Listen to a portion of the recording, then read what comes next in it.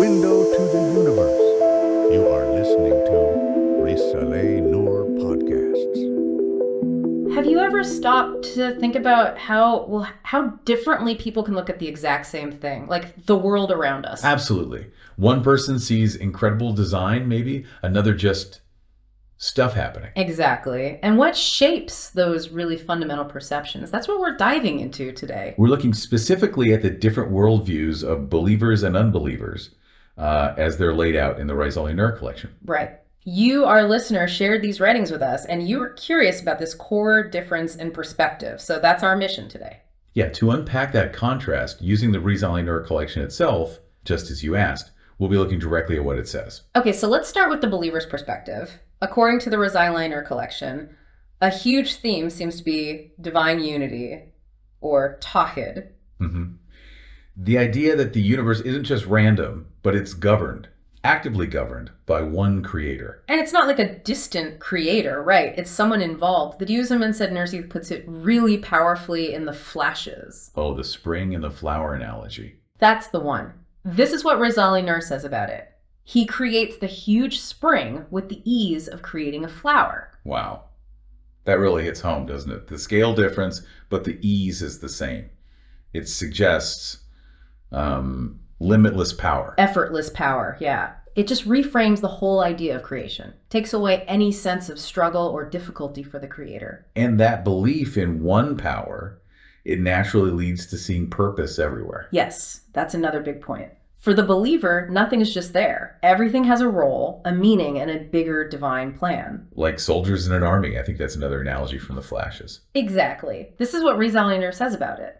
Each particle, each creature, each living being even, resembles a soldier who has different relations with all the sections of the army and different duties that look to each. So even the tiniest thing is connected, performing its duty. It's not isolated. Right. It contributes to this grand, interconnected design. And this ties into how believers see the whole universe testifying to God, doesn't it? It does. The Risale-i Nur collection says, again in the flashes, that everything testifies to the necessary existence of the pre-eternal, all-powerful one in two respects. So the universe isn't silent. It's actively pointing towards its creator. In multiple ways, yeah. Which leads to this feeling of connection, dependence on God. Ah, yes. Not feeling alone or self-sufficient, but recognizing you rely on God's power, his knowledge, his will for everything. There's that analogy in the letters, isn't there, about the telegraph line? Right. Connecting to the main line gives you infinite power versus just having your own little battery, basically. Yeah, it's a great image for the security and strength that comes from that belief, that connection. Okay, so that's a sketch of the believer's viewpoint as presented. Now let's contrast that. How does the Risale-i Nur collection describe the unbeliever's perspective? Well, it's fundamentally different, as you'd expect. Where the believer sees God's hand, the Risale-i Nur collection suggests the unbeliever often points to what? Nature, chance. Material forces, yeah. Attributing the universe's order and complexity to things like matter itself, or just random processes. Bediuzzaman addresses this head-on in the flashes. He finds it, problematic. He questions the logic, right? He does. This is what Risale-i Nur says about it. Could human beings be so ignorant as to attribute actions and works that can only be carried out by one who is both beyond space and present in such a way as to see, know, and direct all things in the creation of all things everywhere, to particles and their motion, which are tossed around in the storms of lifeless, blind, unconscious chance that lacks will and balance? That's quite a direct challenge. The argument seems to be that it's less rational, maybe even superstitious in its own way, to attribute divine level works to causes that are inherently, blind and unconscious. Like particles just bumping into each other. How does that create this? That seems to be the question posed. And if you remove the idea of a creator in a divine plan, then the inherent purposefulness, the interconnectedness that the believer sees, it kind of dissolves, doesn't it? At least in the way the Risale-i Nur collection portrays that view. Yeah, the meaning structure changes completely, which must drastically affect how you deal with life's difficulties like suffering. Oh, absolutely. That's a major point of contrast. For the believer, even something awful like illness, it can be seen differently. Not just bad luck. Right. The Risale-i Nur collection in the flashes actually describes illness as potentially being a kind of divine gift almost, an awakening. You share that part? Sure. This is what Risale-i Nur says about it. Brother, I am not opposed to this illness of yours. I don't feel sorry for you because of it, that I should pray for you. Try to be patient until the illness awakens you completely, and once it has performed its duty, the compassionate Creator will restore you to health, God willing. Wow. That's a very different way to frame illness. Seeing it as having a duty, a purpose to wake you up spiritually.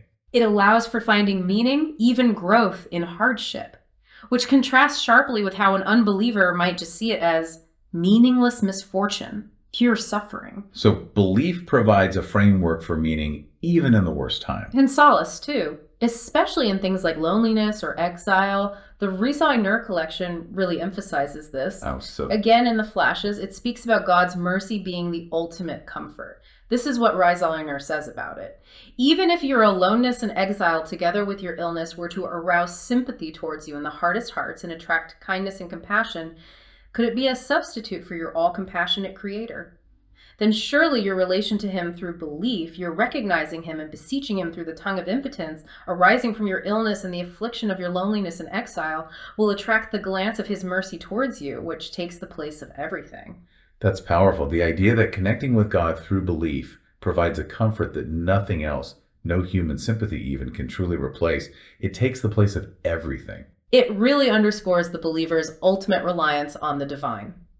Okay, another huge area of difference must be the view on what comes next, the hereafter. Definitely. For believers, this world isn't the final stop. It's temporary, maybe a testing ground. Whereas the hereafter is seen as the place of true, eternal reward. And importantly, free from the struggles and rivalries we see here, the Risale-i Nur collection describes paradise in the flashes in a way that highlights this. What does it say? This is what Risale-i Nur says about it. Quote, in the hereafter, a 500-year paradise will be given to a single individual. 70,000 palaces and houris will be granted to him, and every one of the people of paradise will be perfectly satisfied with his share.